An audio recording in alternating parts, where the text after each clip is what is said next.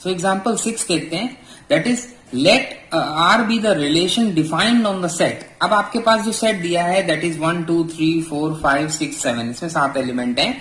By किस तरह से डिफाइन है, आर जो कि एक कलेक्शन ऑफ ऑर्डर पेयर्स है A comma B such that both A and B are either odd और इवन। देखिए इस आर में अब इसको शो करना है कि हमें इक्विवेलेंस रिलेशन है, तो इस आर में वही ऑर्डर पेयर आएंगे जिस ऑर्डर पेयर के दोनों एलिमेंट या तो इवन हो या ऑड हो। मतलब क्या है कि 1,2 हमारा रिलेशन में नहीं आएगा, बिकॉज 1 हमारा ऑड नंबर हो गया और 2 हमारा इवन नंबर हो गया।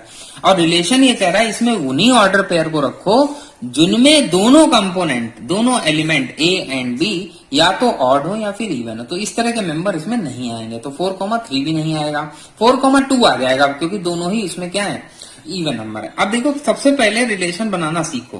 तो रिलेशन बनाने के लिए हम क्या करेंगे कि इसमें हम ये जानते हैं कि 1,1 आ जाएगा क्योंकि दोनों ऑड है, तो ये कंडीशन सेटिस्फाई हुई। अब 2,2 भी आ जाएगा क्योंकि दोनों इवन है, 3,3 भी आ जाएगा, 4,4 भी आ जाएगा। ऐसे ही आपका 7,7 तक आ जाएंगे। और भी बहुत सारे एलिमेंट आएंगे जिसमें ऑर्डर, वही ऑर्डर पेयर आएंगे जिसमें दोनों या तो इवन हो, दोनों या तो ऑड हो। तो इस बेसिस पर हम चेक कर सकते हैं। सबसे पहले हमारा जो कंडीशन होता है that is called reflexive. Reflexive relation, symmetric relation, transitive relation, तीनों की मैंने अलग से भी वीडियो बनाई, उनको भी आप देख सकते हैं। If there is confusion in definition, ये जो चैप्टर है हमारा डेफिनेशन के बेस पे होता है, ना कि सिर्फ प्रैक्टिस के बेस पे। अगर आप डेफिनेशन करेक्ट लगाएंगे तो आपको रिजल्ट मिल जाएगा।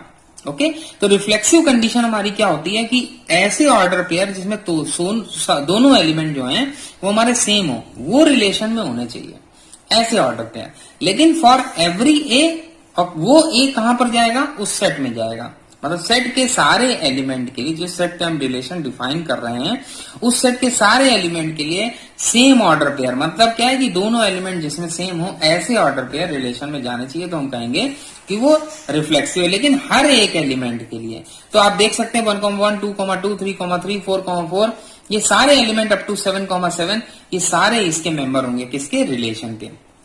तो जब इसके मेंबर होंगे तो हम कहेंगे कि वो हमारा रिफ्लेक्सिव रिलेशन की कंडीशन को सेटिस्फाई करता है, कोई इश्यू नहीं।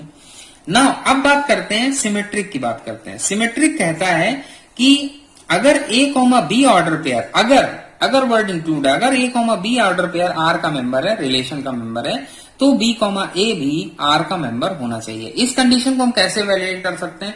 अब आपके पास दो चॉइसेस हैं, इस आर में कौन से मेंबर आएंगे, या तो 1,1 टाइप के आएंगे, 1,2 नहीं आएगा, 3,3 आ जाएगा, 3,5 आ जाएगा क्योंकि दोनों ऑड या फिर दोनों इवन, 2,4 आ सकता है, 4,2 आ सकता है। तो जो भी आप एलिमेंट लेंगे ए कॉमा बी, मतलब अगर आपने इसको ऐसे भी देख सकते हैं कि ए और बी को आपने फिक्स कर दिया, दोनों को ऑड कर दिया, तो उसका उल्टा करेंगे तब भी बी कॉमा ए आपको ऑड मिलेगा, तो कंडीशन सेटिस्फाई हो गई।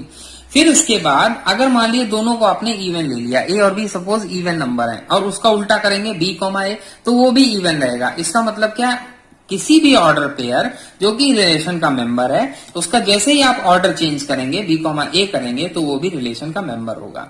इसका मतलब यह है सिमेट्रिक रिलेशन सेटिस्फाई हो गया। तो सिमेट्रिक कंडीशन सेटिस्फाई हुई। फिर आते हैं हम ट्रांजिटिव की कंडीशन। ट्रांजिटिव की कंडीशन क्या कहती है? ट्रांजिटिव कंडीशन कहती है कि अगर ए कॉमा बी आर का मेंबर है, बी कॉमा सी आर का मेंबर है, तो ए कॉमा सी भी हमारा आर का मेंबर होना चाहिए। अब देखिए ए कॉमा बी, दो ऑर्डर पेयर है, ए कॉमा बी और बी कॉमा सी। मान लीजिए आपने ए और बी को दोनों नंबर्स को, ए और बी दोनों नंबर्स को ऑड लिया, तो आपके पास इसमें भी वही चॉइस है, क्योंकि बी को आप ऑड ले चुके हैं, तो अगर इस बी को आपने ऑड लिया तो इसको सी को आप इवन नहीं ले सकते, बिकॉज ये कंडीशन हमारी फेल हो जाएगी। तो इसका मतलब क्या है, अगर ए कॉमा बी को आपने इवन नंबर का पेयर लिया तो आपको ये भी इवन नंबर का ही लेना पड़ेगा।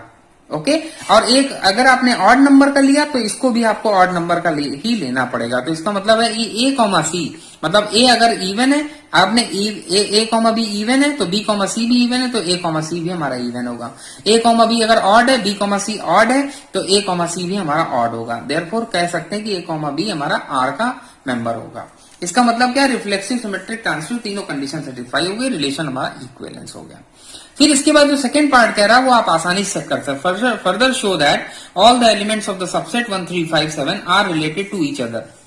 बिल्कुल सही बात है, क्योंकि इसमें सारे ऑड नंबर हैं, तो ये अपने आप से रिलेशन रखेंगे, मतलब 1,1, 3,3, 5,5, 7,7 कोई दिक्कत नहीं, 1,3 is also okay, 1,5 is also okay, 1,7, क्योंकि दोनों ही ऑर्डर पेयर में दोनों ही एलिमेंट जो है ऑड है, तो कोई प्रॉब्लम हमें नहीं है। इसका मतलब इसका हर एक एलिमेंट अपने आप या दूसरे से इसी सेट के उससे रिलेटेड है, कोई इशू नहीं है। इसी तरह 2, 4, 6 में भी वही बात ट्रू होती है, क्योंकि ये सारे इवन नंबर है, तो जो भी ऑर्डर पेयर बनेगा वो इवन का बनेगा, तो ये भी कोई दिक्कत नहीं है, तो ये भी सेटिस्फाई हो गया, ये भी सेटिस्फाई हो गया।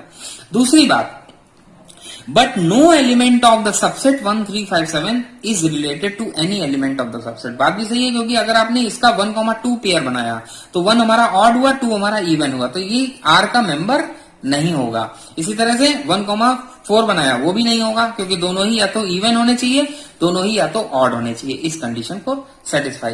तो इस कंडीशन को ये चीज फेल कर रहा है, तो इसका कोई भी एलिमेंट इस सेट के किसी भी एलिमेंट से रिलेटेड नहीं है, बट इस सेट का हर एलिमेंट अपने खुद से और इसी सेट के दूसरे मेंबर से रिलेटेड है, that is why we called related to each other. Okay, in the similar way 2, 4, 6 के साथ भी वही चीज है, रिलेटेड टू ईच अदर।